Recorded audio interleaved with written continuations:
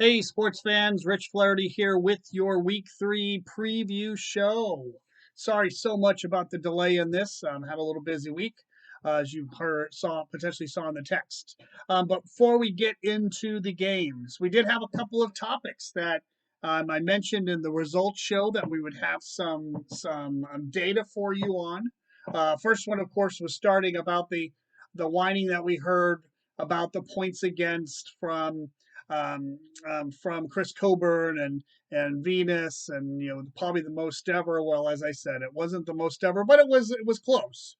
So Venus has so far had 241 points scored against them in the first 2 weeks. That actually ranks fourth overall.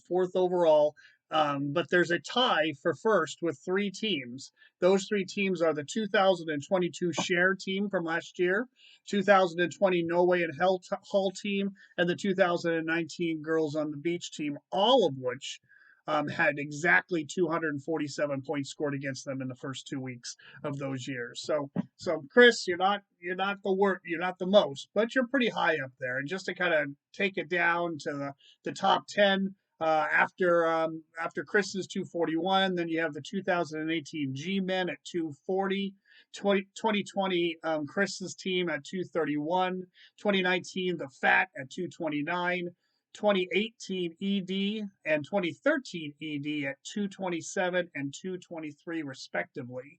So still a lot of teams out in there getting beat up those first 2 weeks with some high scores.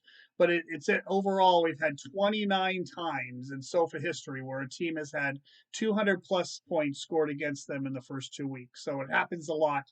And certainly as you look at the year, you can imagine, you can see there a lot of the highest scores are happening. Have happened more recently when we had the scoring changes. You look back at the beginning of the time of SOFA, that it was much more common. I think the prior to the 2023 ED one, all of them were all in that 200 to 219 range. So it was all a lot lower because of the difference in scoring. So there you go, Chris. There's your answer on that one. Of course, you look on the flip side is 200 point teams that or teams that have scored 200 plus or points per for the first 2 weeks. So they scored as opposed to scored against. On that side, we've actually had 27 teams that have scored at least 200 points in the first 2 weeks.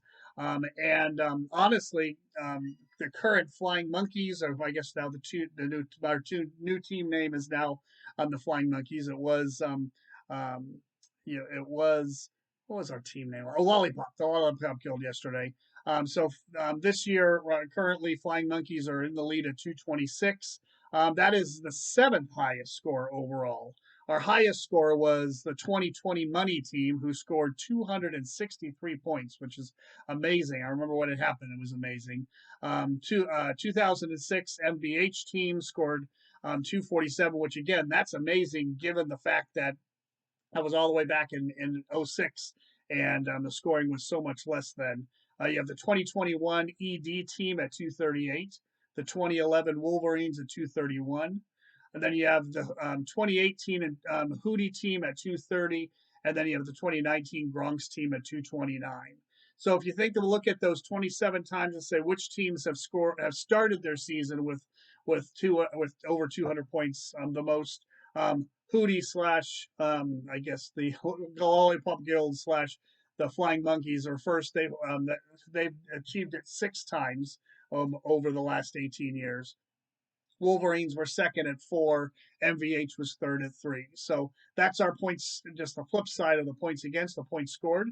The other one we talked about is the amazing thing that we have 8 1-1 teams. Our teams that started out 1-1, winning one game, losing one game this year. And the big question was that historic? Has that happened before? Well, it has happened before. Funny thing is, the last time it happened was last year in 2021 or 2022.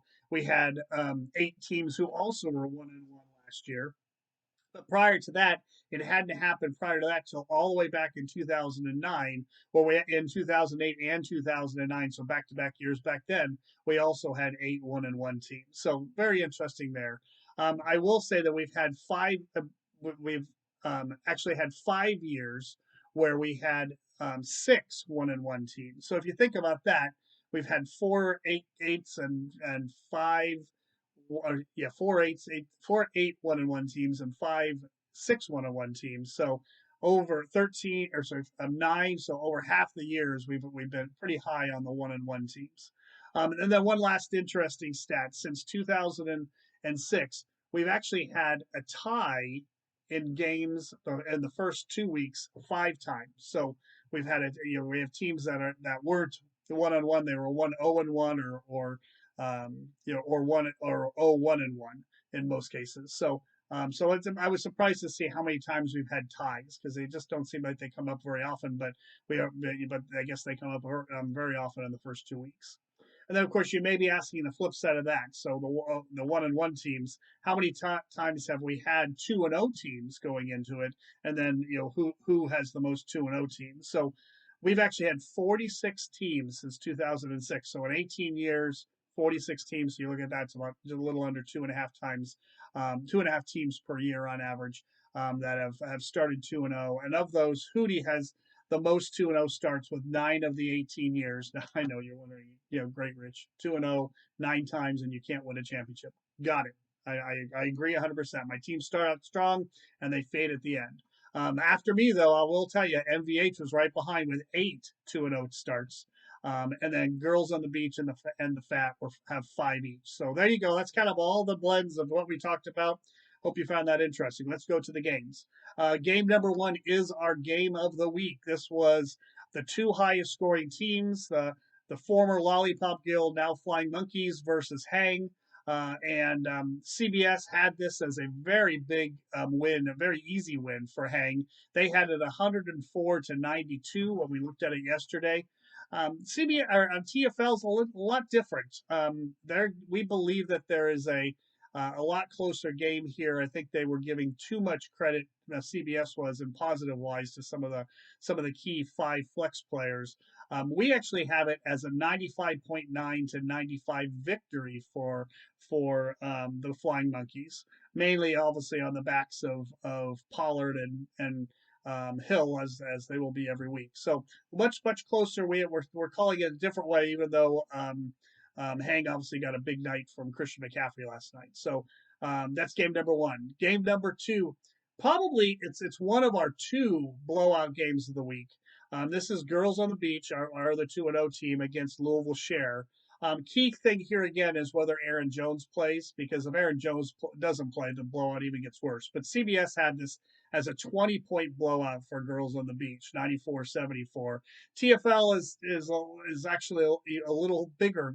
We have it as a 21.5 point or 21.7 point victory. We have it 93.4-72.7 victory for Girls on the Beach. But again, that's with including Aaron Jones with him getting 10 points. He does not play. That really skews everything even further. So it should be an easy victory for Girls on the Beach.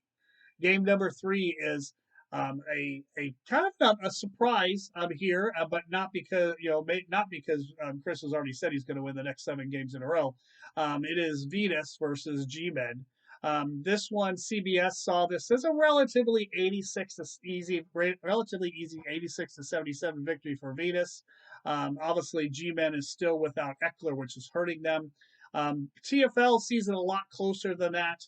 We really see this as an 89.9-86.4 victory for Venus. I think the key thing here is what happens with Kelly. Obviously, if Eckler is, I not believe out last time I looked, but if all of a sudden Eckler miraculously comes back and plays and Kelly plays less, that could shift. But we do think see this as a Venus's first victory of the year. Game number four is the ED versus FAT competition. Both teams are 1-1. CBS sees this as a relatively easy 6 point victory for ED, 91-85. TFL, no, we don't think so. We actually think it's going to be a lot closer. It could flop the other way very easily. We do see it as an 87.6-85.3 victory for ED. But again, the key one there is what happens with Gibbs.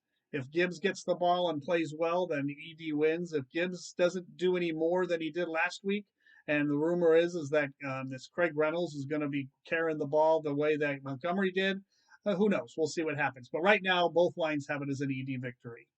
The game number 5 is what I would call probably our yawner game of the week, and just going based off of the scores, and probably it should be considered that.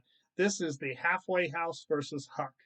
Um, this is this is really bad, especially because Huck actually started Brandon Ayuk last night, who did not play. So Huck has already got a 0 in one of his wide receiver spots, which is causing the line to to be more in favor of halfway house.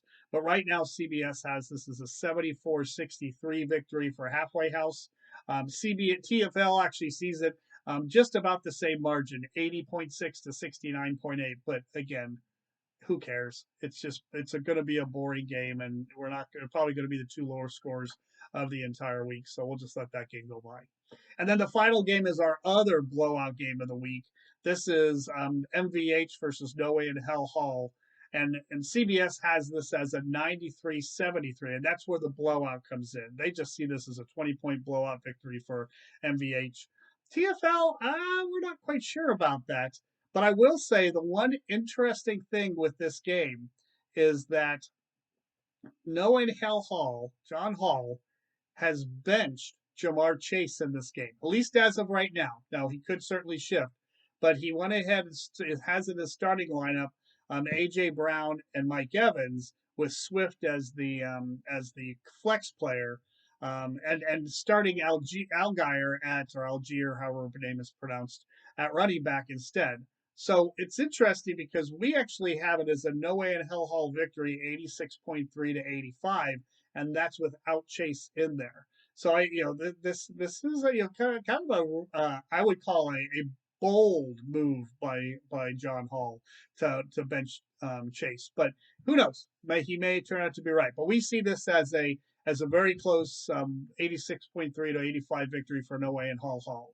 So there you go. So tune in next week, probably on I'm guessing on Tuesday is my goal.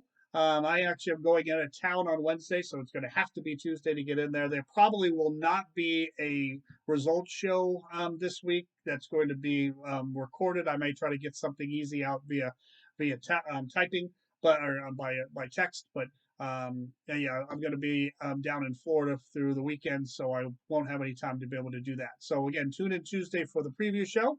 Hope everybody has a great week, and we'll talk to you next week. Bye bye.